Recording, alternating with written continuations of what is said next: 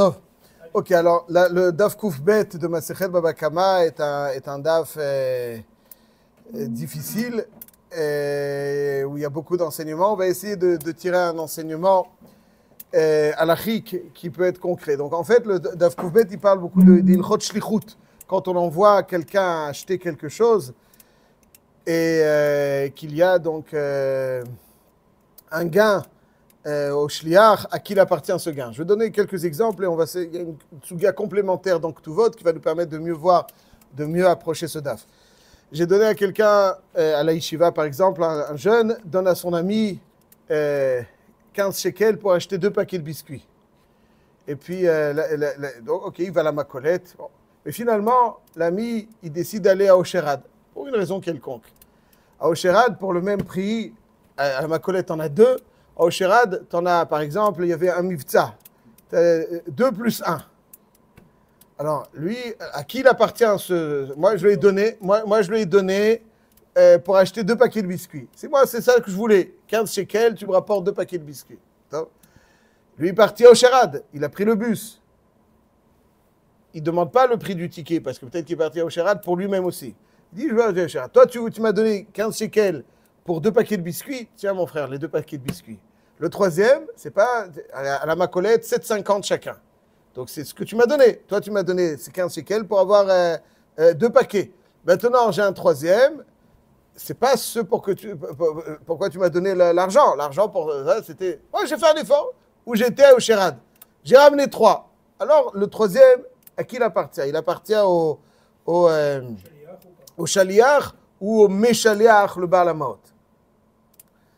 Deuxième question. Il y a des fois des architectes d'intérieur qui passent des commandes donc, pour des accessoires dans la maison, des carrelages et des robinets et des je ne sais quoi.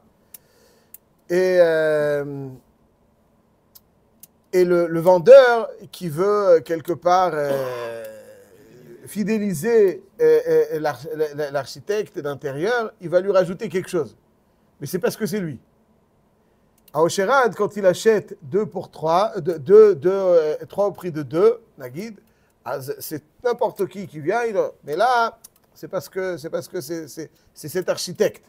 C'est pas parce que c'est n'importe qui. N'importe qui donne tant et tant. Mais quand il y a quelqu'un qui peut fidéliser, qui fait revenir, alors il lui donne en plus. Mais c'est parce que c'est pour lui. Et ça arrive souvent. Est-ce que le cadeau reçu en plus, il appartient au Meshaléach, donc à l'architecte, parce que l'architecte dit c'est à moi qui m'a donné le cadeau, c'est pas à toi. Ben, à moi il m'a donné le cadeau, parce qu'il veut me fidéliser, mais il t'a pas donné le cadeau à toi. Donc il appartient à qui au shliach ou au Meshaléach? Au shliach qui est l'architecte d'intérieur qui va acheter tout ce qu'il faut, ou bien celui qui a payé. Hein? Parce que pour les cas des 2 plus 1, s'il lui avait pas donné l'argent, il ne serait jamais parti. Donc celui-là en plus, ça appartient au Meshaléach. Et pareil pour le l'architecte. Meshaléach, s'il n'avait pas de l'argent. Celui qui lui a donné à l'architecte, ça, il ne serait jamais parti acheter des trucs s'il ne lui avait pas demandé. Donc lui, il appartient. S'il dit excellent, c'est... Non, on va voir tout de suite. On va dire tout de suite. On va voir tout de suite. On va voir tout de suite. On va voir tout de suite. Bon direct. Donc ça, c'est les 2 cas. Il y a plein de cas. Ouais. Il y a même au duty free, par exemple. Si j'ai vu une fois, il donne aussi. Ouais, il reçoit en plus. Bon, mais ça, c'est un petit peu comme au Sherad Lechora, parce que même si lui, le propriétaire d'argent, il ne peut pas accéder au duty free, il n'a pas de billet, mais les maaseh al kol panim, c'est donné à l'acheteur. Donc, en tant qu'acheteur. Donc, si le cas, c'est pas les 2 cas qu'on a cités, c'est pas stam pour dire 2 cas. C'est dans le shoresh, ils sont différents. Dans le premier cas, on donne à l'acheteur en tant qu'acheteur. Dans le deuxième cas, donc c'est-à-dire dans les biscuits, c'est en tant qu'acheteur, n'importe qui t'achète, on te donne un troisième. Ouais. Aval, c'est en tant qu'acheteur, c'est pas parce que c'est toi. Ouais. C'est en tant qu'acheteur. Parce que dans l'architecte, c'est pas en tant qu'acheteur qu'il donne. C'est parce que c'est l'architecte. Il donne à l'architecte. Dans le premier cas, si au lieu de rendre qu'un shekel de l'ami, il prend 14, il rajoute lui 1 à ce qu'ils sont mistaref. Il rajoute un Et il pour... en a un après à son ami. Attends, c'est déjà même pas acquis, le troisième acquis. Ouais, non. Quoi, il a rajouté un pour arriver Ça à... faisait 15, n'est-ce pas? Donc il a dit je garde 1, je le rends à mon ami, moi je de ma propre, je mets Non. 1. Il y a aucun Non, je pense pas, changement. non. Là, tu fais Je pense pas, je pense pas. Je Ah, pense mais pas. peut-être tu peux t'associer, parce que Je pense sais pas. que la Ouais, réponse, je pense ça va ça. pas Je pense ça. être pour la- Ah ouais, je pense ça. Il n'a même pas dit excellent. Alors, on va. La troisième question que je poserai est la suivante. J'ai donné donc de l'argent à quelqu'un pour m'acheter un produit en Chutz Laaretz. Il arrive donc en Chutz Laaretz et c'est son ami. Tiens, comment vas-tu? Je t'ai langui. Et il est 100 € le produit parce que c'est lui. Il lui a fait payer, tiens, les 80, prends-le pour 80. Il coûte 100 €. C'est affiché 100 €. Le client avant et après, ils ont payé 100 € pour le même produit. Mais il me dit, ah tiens, comment va... Allez, je te fais une remise 80. C'est à moi qu'il a fait la remise. Alors je peux lui dire, écoute, moi je t'ai acheté à 100 et maintenant je garde les 20 € dans la poche ou pas. Là, c'est différent. Là, c'est différent. Parce que moi, ben, tu sais, je t'ai donné un produit de... Moi, il m'a fait une remise de 20 €. Donc il m'a donné 20 €. C'est à moi. Mais toi, le produit que je te fournis, il est 100 €. Ouais. Alors, voilà, ça c'est 3-4 types. Et de ça, on peut essayer de s'inspirer de plein de cas. Alors, ça fait partie aussi de la Suga, donc comme j'ai dit, Baba Kama Kouf Bet, mais il y a aussi une Suga dans Masechet Ktuvot, dans Tzadikret, juste une petite Razara, Masechet Ktuvot d'Aftsah. Il y a marqué là-bas que dans la Mishnah, Almana Shaita Ktuvata Mataim, donc une veuve qui devait encaisser sa Ktuva, qui donc à hauteur de 200. Et donc il a épousé Betula et la Ktuva elle est Mataim maintenant que Nit Almena. C'est comme ça. Maintenant elle a pris un champ qui valait 100. Elle a tellement bien négocié qu'elle a obtenu 200. Alors elle peut dire au Yetomim, moi pour l'instant j'ai encaissé un champ qui vaut 100. Je vous ai pris quelque chose qui vaut 100. Alors c'est vrai que j'ai obtenu en retour 200. Mais les 100 en plus, c'est pour moi. Moi, c'est-à-dire, vous me devez... Encore 100. Encore 100. Moi, j'ai un chiaboud de 200. J'ai pris une valeur de combien? À l'Argus, il coûte 100 ce terrain. Selon les estimations, il coûte 100. Maintenant, moi, je l'ai vendu à 200. Bon, j'ai des capacités de négociation hors pair. J'ai obtenu le double. Soit. Mais ce n'est pas pour autant que ça vous appartient. C'est mes qualités de négociateur qui m'ont permis d'avoir un super prix en échange. Mais en fait, ce que je vous ai pris, c'est 100. Donc, est-ce qu'elle va encaisser encore 100 ou bien les Yetomim, ils lui disent, madame, si c'est pas leur mère ou chère maman, ils peuvent lui dire si c'est leur mère, bah, ça y est, tu as tout pris. Tu as encaissé un champ pour lequel tu as obtenu en échange 200. Donc finalement, on considère que c'est la valeur du champ 200. Tu as bien négocié, mais finalement, tu as négocié la valeur du champ. La Gemara de Maseret Ktuvot, elle dit comme ça. Elle a acheté le champ quand il était Almana. Non, non, c'est les champs qui appartiennent au Yetomim. Il y a un champ qui appartenait à son mari, Oui. qui dorénavant a été... Il est Il est mort. Donc les Hirshim ont hérité ce champ. Donc elle, C'est quelqu'un, donc, c'est Karkaot, elle a un shibout sur les Karkaot. oui. Pour être Gova Saktuva. Donc maintenant, elle a un shibout pour être Gova Saktuva, elle prend ce champ, et un champ parmi d'autres, elle le négocie. Et donc il coûte 100, et elle a un shibout de 200. Il coûte 100, et elle va négocier, obtenir en échange de ce champ 200. Donc là, ici, il y a une marloquette entre Yetomim et la Almana. La Almana, elle dit, moi, combien je vous ai pris? Selon l'estimation, demandez à tout le monde combien il coûte, 100. Maintenant, moi, comme il y a un appartement à Baïdwagan, il coûte 1 million. Il y a des fois, des gens, ils s'allument sur un appartement, ils payent 1,5 million. Alors que le prix normal, le voisin, il a payé 1 million. Un appartement semblable. Donc ce terrain aussi, le terrain semblable à côté, il a payé 1 million. Moi, je vous ai obtenu 2 millions. Le million en plus, ce n'est pas la valeur du terrain. Moi, je ne vous ai pas pris 2 millions. J'ai obtenu, grâce à vous, c'est vrai. La Mishnah, elle dit, Meforash là-bas, Almana shaita ktuvata mataim. Umachra shave mane bemataim. Nitkabla ktuvata. Nitkabla ktuvata. tu as tout reçu. C'est fini, tu peux rien. Donc, c'est les Yatomim qui ont gain de cause, pas la Almana. Alors, la Gemara dit pourquoi? Teima anar vachna. C'est moi qui ai négocié, c'est moi qui ai gagné. Donc, finalement, ma Inyan, pourquoi quoi? Ça, c'est la question de la Gemara. Amar Narman Baritzra Kamar Abba Baravua. Kan Shana Rebi Akol Balamaot. Ça veut dire que la Gemara, elle va apporter la chita de Rabbi Yossé, qui dit qu'il y a des cas où, quand le shaliach a obtenu davantage, alors des fois c'est cholkin, on va tout de suite expliquer, pour expliquer cette Mishnah, cholkin, on partage entre le shaliach et le shaliach, et des fois il dit akol le balamot. Et la Gemara explique, et là il y a plein de shitot dans les Rishonim, mais on va aller shita tarif qui est rapporté, hein. Si on étudiait le Dav, on aurait dit Rashi. Mais comme on fait la halacha maintenant, alors la halacha, le Shulchan Aruch, il est posé comme le Rif, et le Rif, il explique comme ça. Et donc, il y a des fois où, quand le shaliach, comme on le voit, des fois où, quand le shaliach, il obtient davantage, c'est Akol les Baal Hamaot, donc un Meshaliach qui lui est propriétaire de l'argent, et des fois, Cholkin, des fois, le shaliach qui a obtenu davantage, et le Baal Hamaot, qui est donc propriétaire de l'argent, partagent. Alors, quand est-ce que tout est au Meshaliach et quand est-ce qu'il partage?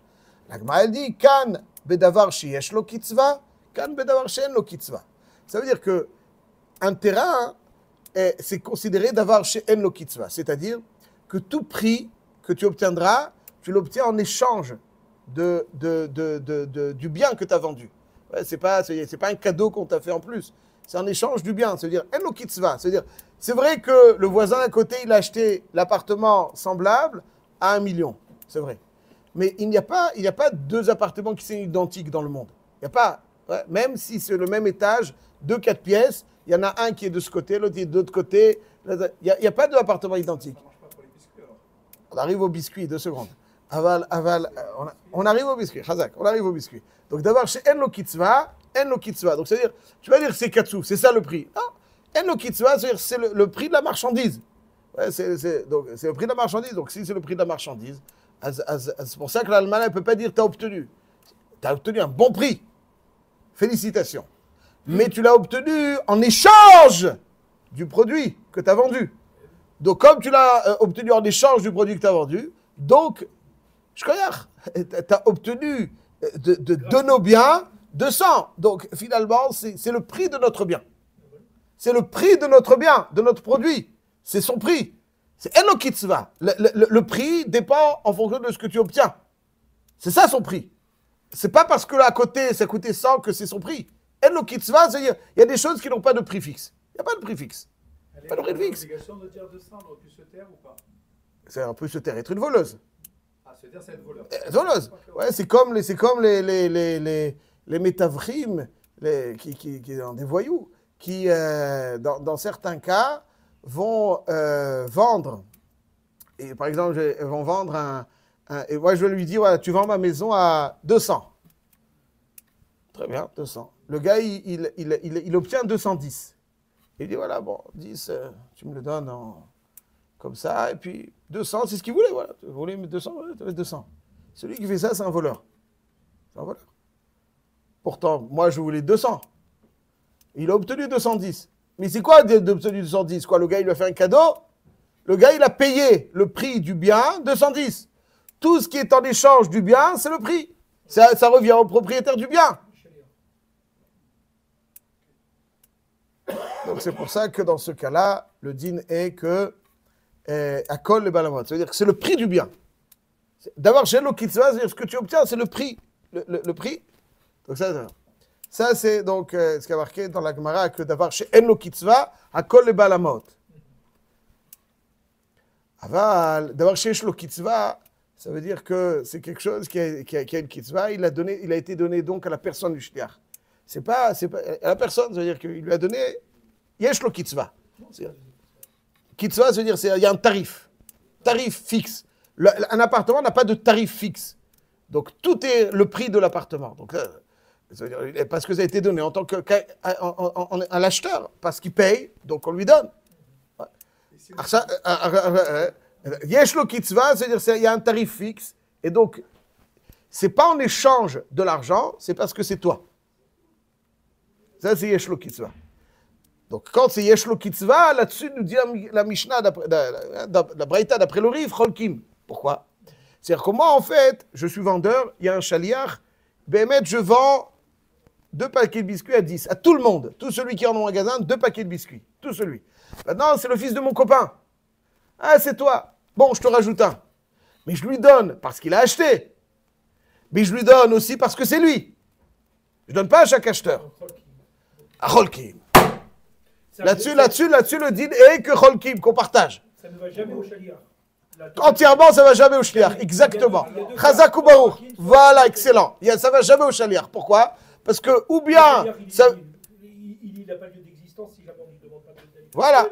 Voilà. Donc, même si je lui donne à lui, mais je ne lui donne pas à lui que parce qu'il a acquis. Je ne lui donne pas à lui parce que c'est lui. Je lui donne à lui parce qu'il a acquis. Comme je lui donne à lui parce qu'il a acquis, là-dessus, Bekai Gavna, le din est que Cholkim. Donc, pour dire les choses très simplement, dans les paquets de biscuits, il n'a pas donné au chaliar parce que c'est le chaliar. C'est le prix de l'achat. Ouais. Celui qui achète, on lui donne. On donne pas au chaliar, on donne à l'acquéreur. Alors le chaliar, l'acquéreur, c'est le balamot. Donc, alors, c'est le prix. En réalité, à chaque fois, il faut payer. Il n'y a pas un gratuit. Tu payes tout. C'est l'homme chalet, même si c'était gratuit. Gratuit à qui? À celui qui achète. On donne à celui qui achète. Ça, c'est le deal. Quand il donne à l'architecte, il donne à elle ou à lui. Pas parce que c'est ça. Donc là, Bekai Gavna, le dîner que Cholkim.